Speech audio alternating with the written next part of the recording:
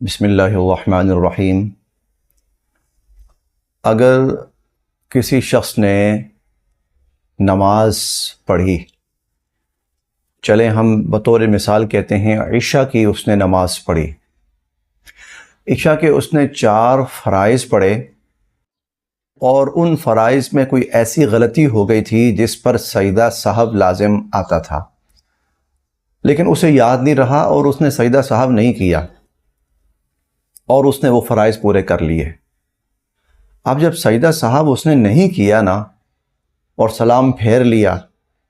سجدہ سہو نہیں ہوا، تو اب یہ اس کی نماز نہیں ہوئی۔ اس نماز کا اعادہ اور اس نماز کا لوٹانا ضروری تھا، لیکن اس کو یاد ہی نہیں رہا کہ میں نے سجدہ سہو کرنا تھا۔ اس نے عشاء کے 4 فرائض کے بعد سنتیں بھی پڑھ لیں، سنتوں کے بعد اس نے وتر بھی پڑھ لیے۔ جب سنتیں بھی پڑھ لیں اور سنتیں ٹھیک پڑھی ہیں اور وتر بھی ٹھیک پڑھے ہیں، بعد میں جا کر اسے یاد آیا کہ میری تو فرائض کے اندر سجدہ سہو لازم تھا اور میں نے سجدہ سہو نہیں کیا تھا۔ اب فرائض میں سجدہ سہو لازم تھا، سجدہ سہو نہیں کیا، فرائض نہیں ہوئے، لیکن سنتیں ٹھیک پڑھ لیں، وتر ٹھیک پڑھ لیے، تو یاد رکھیں کہ اب جب وہ نماز لٹائے گا تو اسے پوری نماز لٹانی پڑے گی، فرائض بھی، سنتیں بھی، وتر بھی،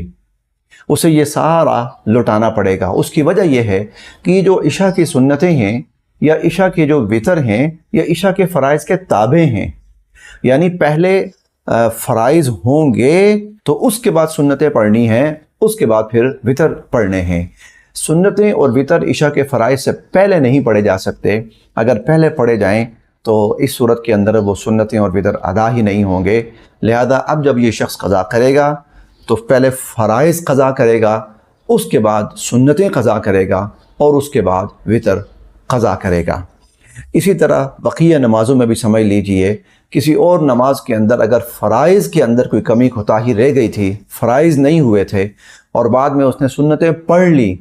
تو اب جب فرائض لوٹائے گا تو وہ سنتیں وہ بھی ساتھ لوٹائے گا۔